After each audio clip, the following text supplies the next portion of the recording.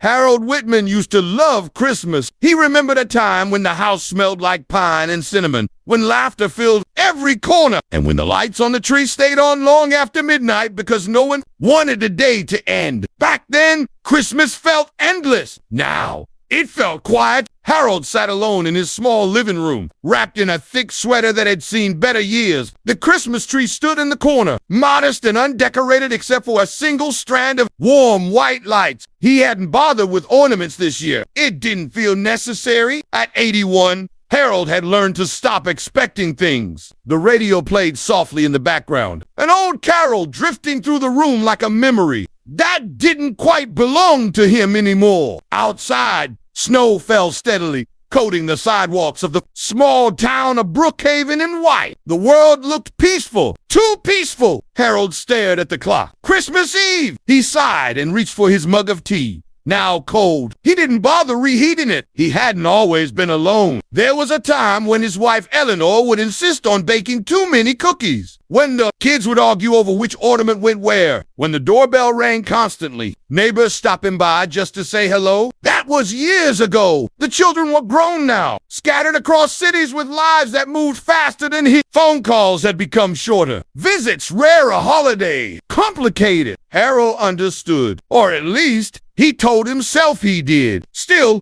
understanding didn't stop the silence from settling in. Across town, the community center buzzed with activity. Volunteers decorated tables, arranged chairs, and prepared meals for anyone who didn't have somewhere else to go on Christmas Eve. It had been happening every year, quietly, without much attention. Harold had heard about it. He had never gone. He told himself it was for other people. People who needed it more. People who were truly alone. But tonight, as the snow fell heavier and the clock crept forward, something felt different. The silence pressed closer than usual. Harold stood slowly, joints protesting, and walked to the window. He watched a group of people pass by, laughing scarves pulled tight against the cold. He hesitated. Then, almost without thinking, he reached for his coat. The walk to the community center was short but slow. Snow crunched beneath his boots. The air stung his cheeks. With every step,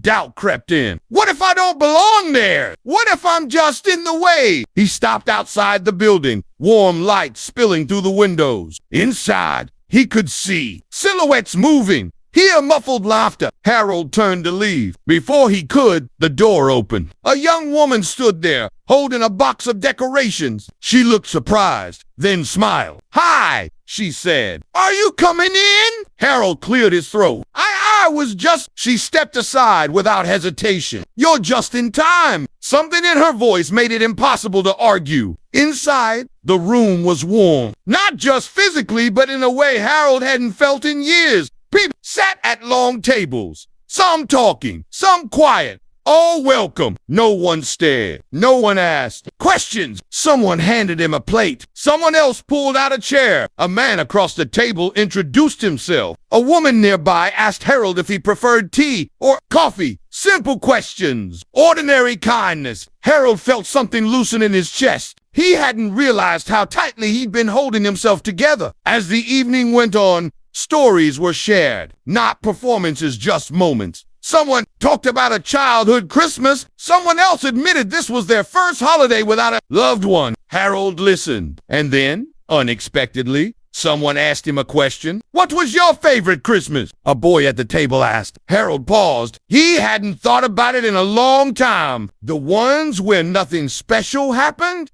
he said finally. "Just being together, that was enough." The boy nodded, as if that made perfect sense. Later, as people began to leave, Harold stood slowly, unsure of what to say. The young woman from the door appeared again, this time holding a small paper bag. "For you," she said. Inside was a cookie and a small card. "Thank you for coming." It read, "You made tonight warmer." Harold blinked, surprised by the sting behind his eyes. Outside, the snow had slowed. The town was quiet again, but not empty. As Harold walked home, he noticed something strange. The silence didn't feel heavy anymore. Back in his living room, Harold turned on the Christmas lights again. He sat in his chair, the cookie untouched on the table, the card resting in his hand. For the first time in years, Christmas hadn't reminded him of what he lost. It reminded him of what was still possible. Harold smiled softly. He wasn't forgotten. He had just needed to step outside. And somewhere in the quiet town of Brookhaven, Christmas continued not in grand gestures or perfect moments, but in simple doors held open, waiting for someone to walk through. Harold woke the next morning to sunlight reflecting off fresh snow. For a moment, he lay still, listening. There was no laughter echoing through the house, no hurried footstep, no clatter from the kitchen, and yet the silence didn't feel the same. He sat up slowly and looked toward the window. The town of Brookhaven was wrapped in white, chimneys breathing thin lines of smoke into the pale sky. Somewhere nearby, church bells rang, softly, not loud enough to demand attention, just enough to remind the world that it was Christmas morning. Harold smiled. He hadn't smiled on Christmas morning in a long time. He made himself breakfast simple, toast and eggs, and placed an extra plate on the table. Before realizing what he was doing, he chuckled quietly at himself and set it aside. Old habits didn't disappear overnight. After breakfast, he picked up the small card from the community center again. The handwriting was uneven, probably written quickly, but the words felt steady. You made tonight warmer. He folded the card carefully and slipped it into his coat pocket. Outside, the air was sharp but clean. Harold decided to walk no destination in mind, just movement. As he passed houses, he noticed small details he had overlooked for years. A wreath slightly crooked on a door, children's boots lined up by an entrance, a neighbor waving from across the street. At the corner near the bakery, someone called his name. Mr. Whitman. He turned to see the boy from the community center, the one who had asked about his favorite Christmas, running toward him, scarf bouncing with each step. His mother followed, smiling apologetically. I hope it's okay, she said. He insisted on saying hello. It's more than okay, Harold replied. The boy beamed. Mom says we're coming back next year, and maybe before that too. Harold nodded slowly. That sounds like a good plan. As they walked away, Harold felt something unfamiliar but welcome, a quiet sense of continuity, as if life hadn't closed its door on him after all. Later that afternoon, Harold returned home and did something he hadn't planned to do. He opened the old box in the closet. Inside were ornaments wrapped in faded newspaper, handmade ones, store-bought ones, a few chipped, a few broken, but all still there. He placed them carefully on the tree. The room changed as he worked. Not dramatically, not magically, just enough. As the evening fell,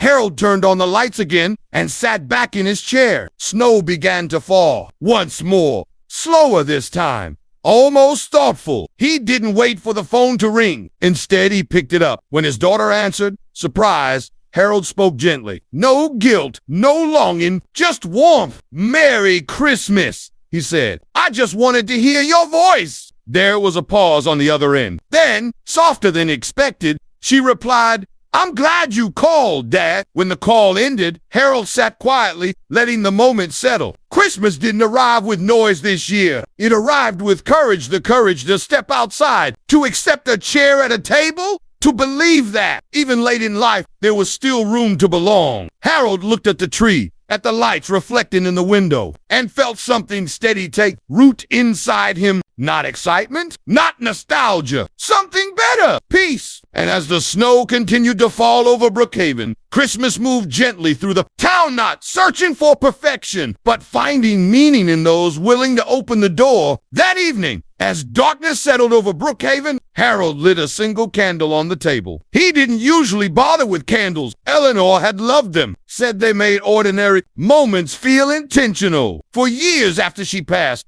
Harold avoided them. Tonight, he didn't. The flame flickered softly, reflected in the window glass. Outside, snow gathered along the sidewalks again, smoothing the sharp edges of the world. A knock came at the door. Harold froze. No one knocked on his door anymore. He stood slowly, heart uncertain but not afraid, and opened it. On the porch stood his neighbor, Mrs. Collins, holding a small covered dish. Her cheeks were pink from the cold. I hope I'm not interrupting, she said. I heard you went to the community center last night. Thought you might like some company this evening too. Harold stepped aside without thinking. I would, he said. I really would. They sat at the table, 2 plates, 2 cups of tea. Conversation came, is the line, not deep, not dramatic. Just memories of winters past, of how the town used to look, of people who had come and gone. At one point, Mrs. Collins smiled at the tree. "It looks good," she said. "You should keep it up longer this year." Harold nodded. "I think I will." When she left, the house didn't return to silence. It returned to stillness, the kind that feels earned, not empty. Later, Harold stood by the window once more. He thought about how close he had come to staying home the night before. How easily life could have continued shrinking, quietly, without resistance. But Christmas had interrupted that path. Not with miracles, not with grand reunions, just with an open door. Harold turned off the lights, leaving only the tree glowing in the corner. He sat down, folded his hands, and breathed. For the first time in years, he wasn't waiting for Christmas to pass. He was letting it stay. And in a small, snow-covered town, on a night like countless others, an old man learned something simple and true. It's never too late to belong. Not at Christmas.